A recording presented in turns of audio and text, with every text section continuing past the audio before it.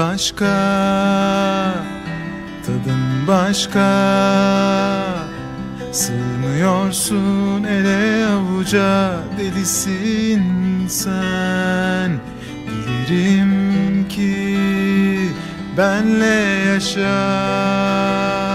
Bildiklerin ezber değil, yenisin sen. Boşuna mı yaprak gibi rüzgarına kapıldım ben? Asiye? Abim mi telefonda?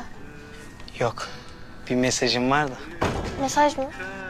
Dışarıda git gidersen, bu gönül senden çoktan razı, nasıl istersen.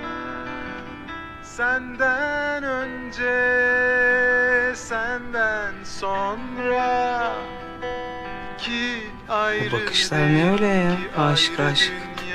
Kuzey. Bu iş olmuş sanki ya. Ben sana söyleyeyim. Şşş, demesene öyle. Tamam demeyeyim de. Gözler kalbin aynasıdır. Sanki şarkıyı bile sana söylüyormuş gibi geldi bana.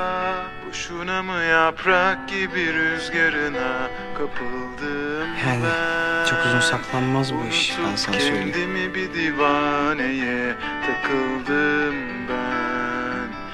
Ayağı eşikten dışarıda git gidersen, bu gönül senden çoktan razı, nasıl istersen.